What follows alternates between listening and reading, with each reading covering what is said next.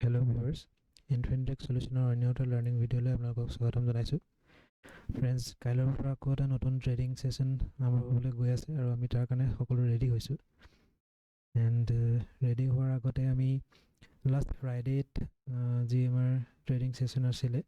তো তাতে চেনচেক্সৰ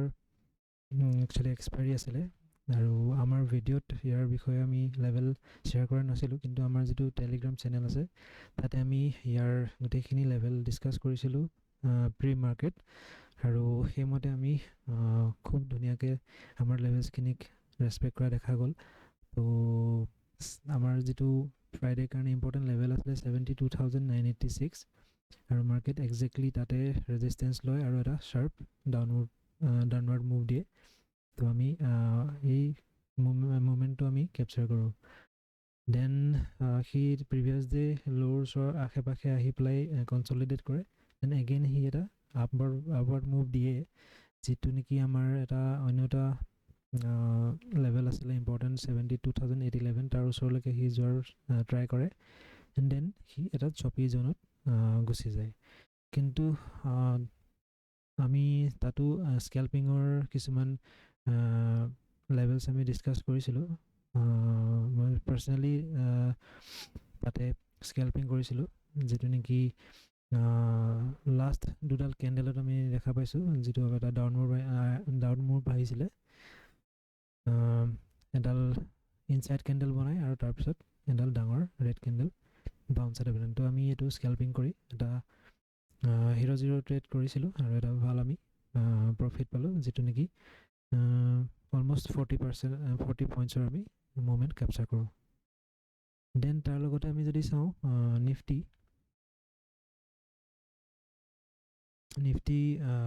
যিটো আমাৰ লাষ্ট ফ্ৰাইডে ছেশ্যন আছিলে, তো তাত আমি ইম্পৰ্টেণ্ট লেভেল কিছুমান ডিছকাছ কৰিছিলোঁ, যিটো 22,089 ফ্ৰাইডেৰ কাৰণে এটা ইম্পৰ্টেণ্ট লেভেল আছিলে। তো তাৰ আশে পাশে আহি পুনৰ ডাউন ছাইডত ব্ৰেক কৰিছিলে। ব্ৰেক কৰি প্ৰিভিয়াছ ডে যিটো আমাৰ ক্ল'জ আছিলে বা ল' আছিলে, তাৰ ওচৰত এটা আমাৰ লেভেল আছিলে 21,881। তো যদিও তাৰ ওচৰলৈকে নাহে, কিন্তু সি এটা ডাউনৱাৰ্ড মুভ দিছিলে আৰু তাৰপিছত এটা চপি জ'নত সি গুচি যায়। দেন যদি এগেইন আমি বেংক নিফটিৰ যদি কথা চাওঁ, তেতিয়াহ'লে আমাৰ ইম্পৰ্টেণ্ট লেভেল আছিলে 46,862 আৰু মৰ্ণিং আৱাৰ্ছত ফাৰ্ষ্ট কেণ্ডেলত যদি চাওঁ আমি তাৰ ওচৰলৈ যোৱাৰ প্ৰয়াস কৰিছিলে। এণ্ড দেন নেক্সট যিটো তাৰ তলত ইম্পৰ্টেণ্ট লেভেল আছিলে 46,740, তাৰ ঠিক তাৰ পৰাই সি এটা ডাউনৱাৰ্ড মুভ দিয়ে আৰু এটা আমি জ'ন ইয়াতে আমি দিয়া হৈছিলে, সেই জ'নত আহি সি চপি হৈ যায় বা ছাইডৱেজ হয়। এণ্ড দেন কনচলিডেট কৰি পেলাই সি এটা পুনৰ আপছাইড মুভ দিয়ে, যিটো নেকি আমাৰ দুটা লেভেল সি অলমষ্ট এচিভ কৰে দুটা লেভেলে। দেন এগেইন সি চপি জ'নলৈ আহে, দেন এগেইন মানে এটা ৰেঞ্জত সি ট্ৰেড কৰে আৰু দেন ক্ল'জিং দিয়ে। অ'কে, তো মৰ্ণিং প্ৰি মাৰ্কেটত আমি কিছুমান লেভেল এনেকৈ ডিছকাছ কৰিছিলোঁ আৰু কেইটামান এৰ' মাৰ্ক মই মৰ্ণিং ছেশ্যনতে আঁকি এনেকৈ দিছিলোঁ, আৰু সেইটো একচুৱেলি কিছুমান মই প্ৰি মাৰ্কেট ষ্টাডি কৰি পেলাইহে এইখিনি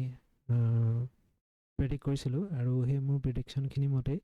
সি কিন্তু তেনেকৈ মুভ কৰিছিলে। দেন এগেইন যদি আমি চাওঁ, আৰু এটা আমাৰ ইম্পৰ্টেণ্ট ইণ্ডাইচেছ আছিলে মিড কেপ নিফটি। তো মিড কেপ নিফটিৰ খুব এটা ভাল আমি আমাৰ যিটো টেলিগ্ৰাম চেনেল আছে তাত আমি ডিছকাছ কৰিছিলোঁ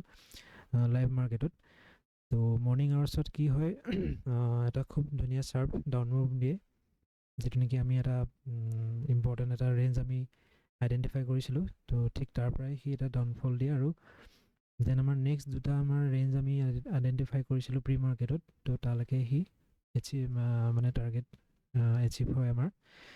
দেন এগেইন সি এটা কনচলিডেট ৰেঞ্জত আহে আৰু কনচলিডেট কৰে।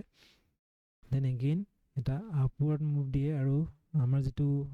যিটো লেভেল আছিলে 10,400ৰ পৰা 433 এই ৰেঞ্জলৈকে যায়। আৰু তেতিয়াই আমি এটা আপডেট দিছিলোঁ আমাৰ টেলিগ্ৰাম চেনেলত যে এইটো কিন্তু এটা ট্ৰেপিং জ'ন হ'ব পাৰে। দুডাল কেণ্ডেল সি উইক বনাই পেলাই পুনৰ সি কিন্তু এটা ব্ৰেকআউট দিয়ে চ' ইয়াতো আমি এটা ধুনীয়া মুভমেণ্ট কেপচাৰ কৰিছোঁ up to this level so' friends আমাৰ যিখিনি প্ৰি মাৰ্কেট লেভেলছ আমি চেষ্টা কৰিছোঁ দিবলৈ তো সেইমতে আমাৰ সুন্দৰকৈ মাৰ্কেটে বিহেভ কৰিছে বা ৰেচপেক্ট কৰি আছে তো কাইলৈ কাৰণে আমি ৰেডি হওঁ তো প্ৰথমতে যদি চাওঁ আমি নিফটিৰ কাৰণে কিছুমান ইম্পৰ্টেণ্ট লেভেল আপোনাৰ লগত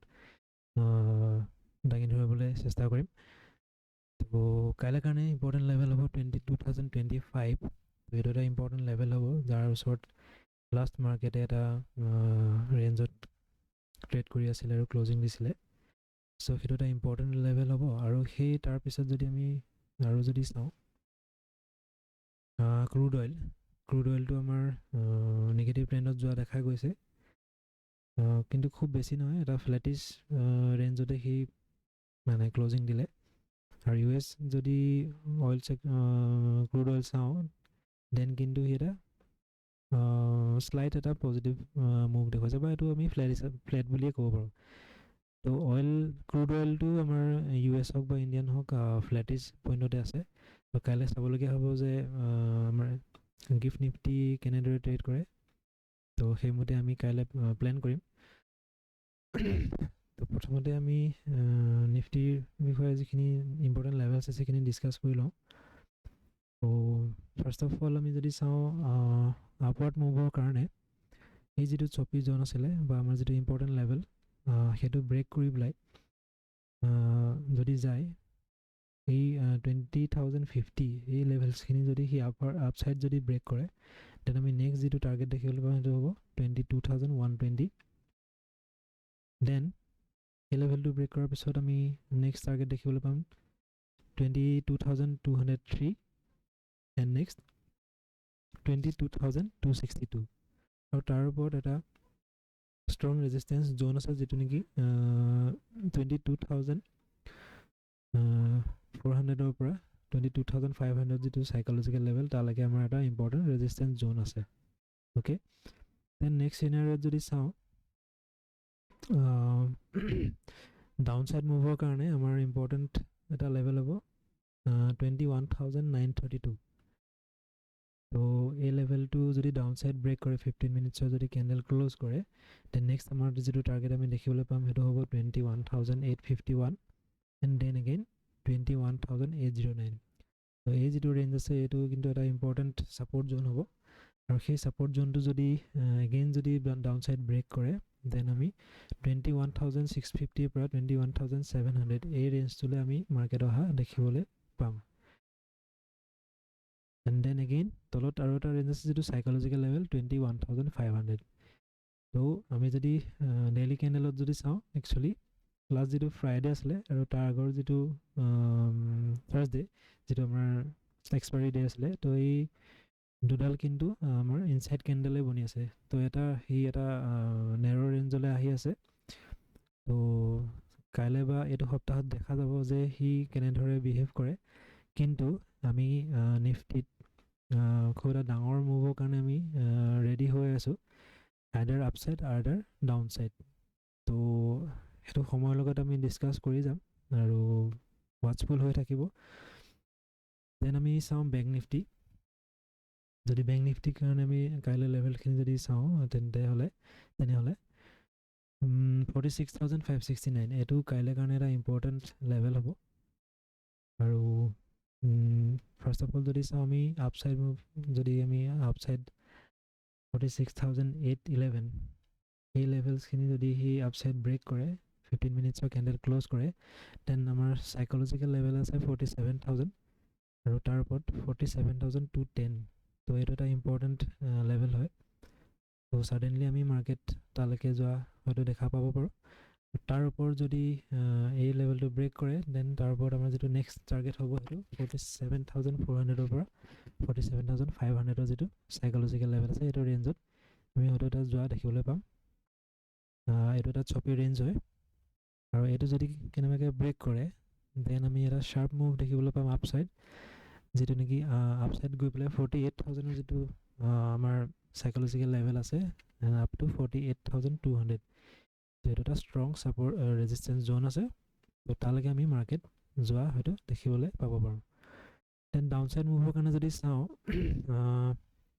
46,569ৰ তলত এটা ৰেঞ্জ আছে বা এটা চপি জোন আছে তো তাত এটা আমাৰ ইম্পৰ্টেণ্ট লেভেল হৈছে 46,433 তো এইটো যদি ডাউন ছাইড ব্ৰেক কৰে দেন 46,321 এণ্ড দেন 46,215 এইবিলাক আমি লেভেল দেখিব পাৰোঁ অহাকালিলৈ কাৰণে বা অহা সপ্তাহত দেন ইয়াৰ তলত যদি 15 মিনিটছৰ কেণ্ডেল ব্ৰেক কৰে দেন আমি নেক্সট যিটো টাৰ্গেট দেখিবলৈ পাম সেইটো আমাৰ সাইকোলজিকেল লেভেল 46,000ৰ ওচৰে পাজৰে যোৱা আমি দেখিবলৈ পাম দেন নেক্সট তাৰ তলত 45,600 বা 45,500 এই লেভেলছখিনি আমাৰ কাৰণে ইম্পৰ্টেণ্ট হ'ব আৰু ইম্পৰ্টেণ্ট ছাপৰ্ট হিচাপে সি হয়তো বিহেভ কৰিব পাৰে ঠিক আছে আৰু এটা আনাডাৰ ইম্পৰ্টেণ্ট ইণ্ডাষ্ট্ৰিজ হৈছে মিড কেপ নিফটি যিটো নেকি কাইলৈ আমাৰ সোমবাৰ দিনটোত এক্সপায়াৰী থাকে তো কাইলৈ আমাৰ ইয়াৰ এক্সপায়াৰী আছে চ' এইটো আমি লাষ্ট ফ্ৰাইডে আমি খুব ধুনীয়াকৈ আমি ট্ৰেড কৰিছিলোঁ এণ্ড ইয়াতে বহুতখিনি পইণ্টছ আমি কেপচাৰ কৰিছোঁ এটা ভি শেপ বুলি ক'ব পাৰি যোৱা 15 মাৰ্চৰ যিটো ফ্ৰাইডে মাৰ্কেট আছিলে তো এটা ভি শেপত সি ট্ৰেড কৰিছিলে and then from the very first candle সি এটা শ্বাৰ্প ডাউন মুভ দিয়ে আৰু আমাৰ যিটো এটা ৰেঞ্জ আমি আইডেণ্টিফাই কৰিছিলোঁ তালৈকে আহি আৰু সেইটো ব্ৰেক কৰি পেলাই তাৰ নেক্সট যিটো ৰেঞ্জ আছিলে তালৈকে সি আহে আৰু দেন ইয়াত কনচলিডেট হয় দেন এগেইন সি আপছাইড মুভ কৰে আৰু অলৰেডি কৈছোৱে তো এনেধৰণে সি আমাৰ এটা ভাল এটা মুভ আমি কেপচাৰ কৰিবলৈ আমি এবল হওঁ বা সক্ষম হওঁ দেন কাইলৈ কাৰণে যদি চাওঁ 10,444 এইটো এটা ইম্পৰ্টেণ্ট লেভেল হ'ব কাইলৈ কাৰণে এণ্ড দেন আপছাইড মুভৰ কাৰণে একচুৱেলি আজি দুদিন আৰু এটা হাফ ছেশ্যন সি কিন্তু এটা ৰেঞ্জত আহি পেলাই সোমাই পৰিছে আৰু ইয়াতে সি ট্ৰেড কৰি আছে তো আপছাইডৰ কাৰণে এই যিটো ৰেঞ্জ আছে একচুৱেলি 10,500ৰ ওচৰে পাজৰে বা 10,500ৰ পৰা 550লৈকে এই যিটো ৰেঞ্জ আছে সেইটো ইম্পৰ্টেণ্ট হ'ব আৰু 551 এইটো ইটছেল্ফ এটা ষ্ট্ৰং ৰেজিষ্টেঞ্চ জ'ন হিচাপে আমি দেখা পাইছোঁ তো এইটো যদি আপছাইড ব্ৰেক কৰে দেন আমি এটা খুব এটা ভাল মুভ দেখা পাম 10,677লৈকে দেন তাৰপিছত 10,733 দেন 10,791 10,840 এণ্ড 10,881 10,881 এইটো এটা ইম্পৰ্টেণ্ট জ'ন বুলি ক'ব পাৰোঁ বা এটা লেভেল হ'ব পাৰে এইটো এটা ষ্ট্ৰং ৰেজিষ্টেঞ্চ জ'ন হয় য'লৈকে আমি মাৰ্কেট যোৱা হয়তো দেখা পাব পাৰোঁ এইটো হৈছে আপছাইড চিনাৰিঅ' ডাউনছাইড চিনাৰিঅ'ৰ কাৰণে যদি চাওঁ 10,444ত আমাৰ এটা ইম্পৰ্টেণ্ট লেভেল আছে আৰু সেই লেভেলটো যদি ডাউনছাইড আহি পেলাই টাচ কৰি পেলাই যদি ডাউনছাইড আহে আৰু 10,415 ইয়াৰ আশে পাশে এটা ষ্ট্ৰং ছাপৰ্ট জ'ন আছে তো সেইটো যদি ডাউনছাইড আকৌ যদি সি ব্ৰেক কৰে দেন আমাৰ নেক্সট যিটো ছাপৰ্ট হিচাপে দেখা যাব সেইটো 10,350 পৰা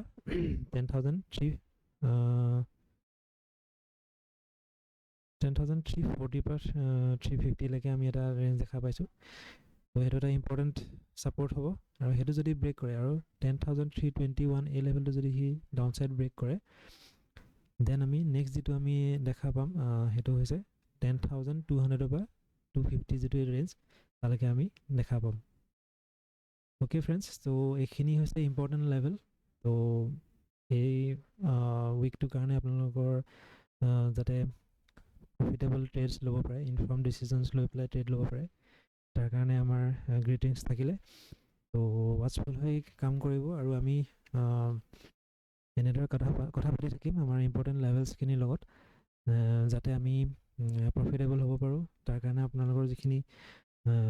সাইকোলজি লাগে তাৰ ওপৰতো কাম কৰিব এণ্ড যদি আৰু কিবা আপডেট থাকে আমি নিশ্চয় ইয়াত শ্বেয়াৰ কৰি যাম